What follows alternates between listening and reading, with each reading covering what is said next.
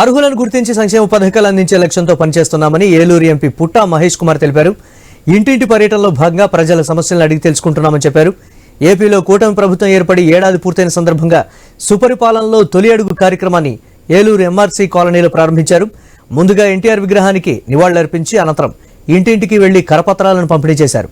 కూటమి ప్రభుత్వం అమలు చేస్తోన్న అభివృద్ధి సంక్షేమ పథకాలను వివరించారు. ఈ కార్యక్రమంలో ఎమ్మెల్యే రాధాకృష్ణయ్య, ఆప్కాబ్ చైర్మన్ వీరాంజనేయులు, నగర మేయర్ నూర్జహాన్, ఏలూరు ఇడా chairman Sivaprasad, APSRTC zonal chairman Reddy Appalanaidu తదితరులు పాల్గొన్నారు.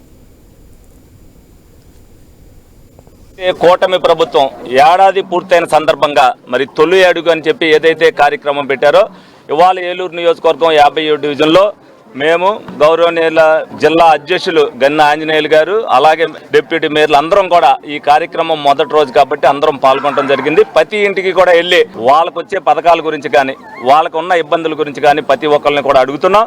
ఏదైనా సరే స్వేచ్ఛగా మీకు ఇబ్బంది ఉందంటే ఈ ఇబ్బంది ఉండదని చెప్పమని చెప్తున్నాం. మేము కూడా ఏమి చేసాం, ఏమి చేయలేకపోయాం, ఏమి చేస్తాం అనేది కూడా వాళ్ళందరికీ కూడా వివరించడం జరుగుతుంది. కూటమి పాలనలో చాలా వరకు అభివృద్ధి కార్యక్రమాలు చేశాం. అలాగే చాలా వరకు స్కీమ్స్ కూడా సూపర్ 6 స్కీమ్స్ ఇవ్వడం జరిగింది.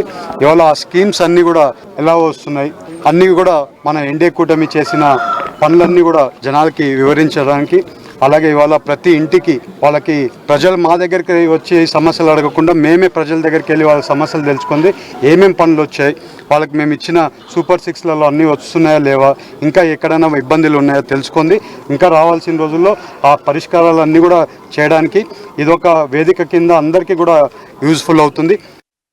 కూటమి